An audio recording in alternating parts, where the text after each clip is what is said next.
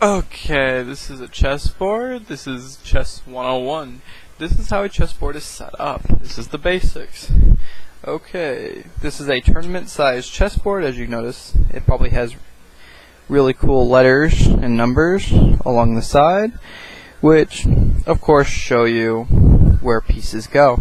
Now, as you notice, pieces go on the same side every time. Black is always on 8. White is always on 1. That is the back row. That is the rooks, the knights, the bishops, the queen, and the king, which this is a rook, white rook. This is a black rook, also known as a castle. These pieces move along the lanes, left and right, forward and backwards, horizontally and vertically, if you want to call it that way. These are knights. Knights attack in a pattern. 1, 2, 1. And they attack. Now that pattern can go 1, 1, 2, or 1, 2, 1. It doesn't matter if they go left or right at the end. It doesn't matter which way they go, as long as it's within their little area. It's the only way they can move. They're the only piece on a chessboard who can jump another piece.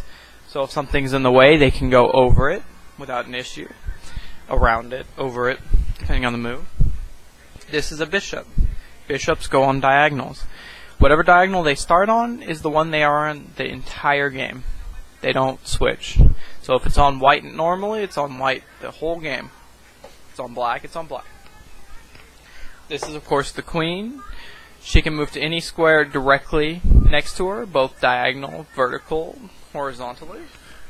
She can also go along the diagonals like the bishop.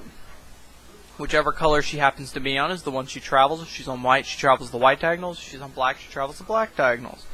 They also go horizontal and vertical on the board. The king can go to any square. He can only move one space. It has to be one right next to him that's not in threat or taken. You can identify king on the board because it usually has a lovely little headpiece that is very ornate and is usually the tallest piece.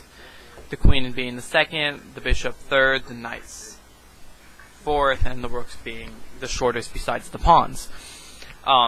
Next to the queen in strength, based on movement and control of the board, would be the rooks, bishops, and the knights. The queen and the rooks are called the majors. The knights and the bishops are called the minors. Pawns move forward.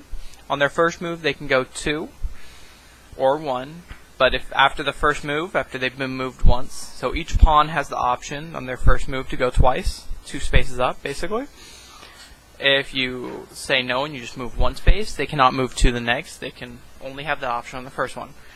Now, pawns have lovely, unique talents. Is if there's a pawn in their, they start and they move 2 forward, this pawn now has the option to call en passant, whatever you want to call it.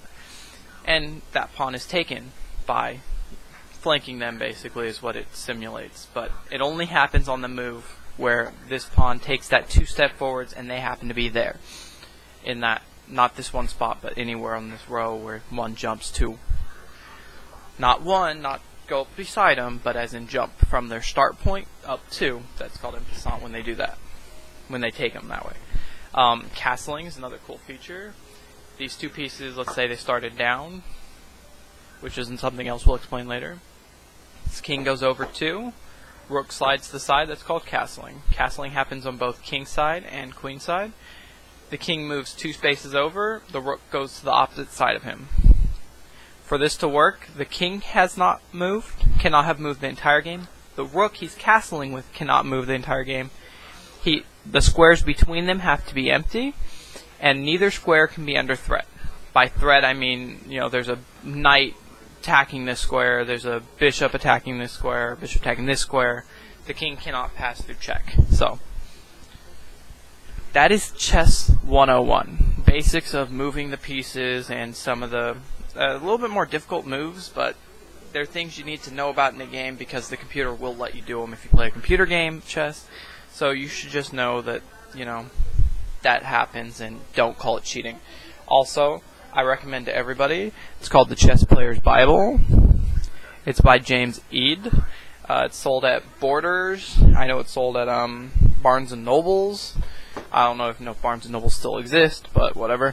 It's sold at pretty much any bookstore you can probably order it. It's a pretty big publisher it's under, so get it, learn to play chess, have fun.